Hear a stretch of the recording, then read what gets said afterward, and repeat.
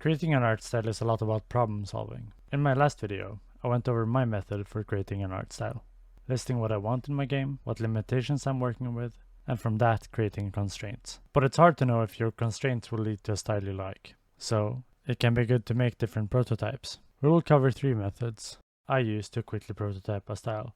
Number 1, an art gallery. Aspects of this could actually be seen right here in my previous video.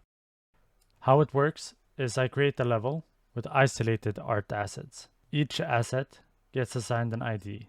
This ID is based on the size of the asset and where I intend to use it. So if I make a new asset or change assets and show the image of it to other people or even myself, it's sometimes really hard to get a feel for how it would look in game. But this way, you can just start a game, walk up to it, and get a sense for how it looks in relation to other assets and next to your character. So what about the ID? If I or someone in our team doesn't like the way an asset looks, they give me the idea and I know which asset they are referring to. And at this point in my previous video, you can see the watermark. So when I create the room, if one asset sticks out and looks bad, it's easy to identify which asset it is, and for others to communicate exactly which asset they are referring to quickly.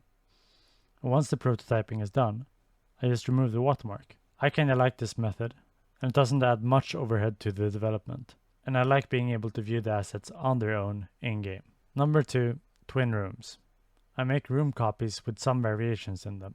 In this particular case, it's the same assets, but with a different texture added onto the assets. In this case, it makes the game look completely different, and this method makes it really easy to quickly compare the two.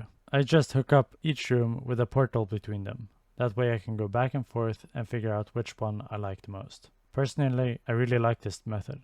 As I said, creating an art style is a lot about problem solving, so it helps being able to compare different solutions quickly to see if they're doing what you intend for it to do. Number 3, effects and textures. Lastly, this is something that probably only is relevant in the early stages of creating your style. Textures, particle effects, shaders, lighting. The same assets can look wildly different when you play around with these things. And playing around with them is also quite fast and fun. So suppose you aren't quite sure if what you're doing looks good.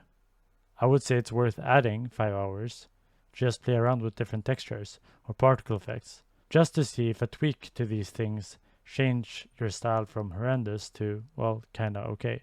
As I said, not sure if you would find these ideas useful. Feedback is appreciated, and if you have any cool ideas for how to prototype, please leave them in the comments. Bye.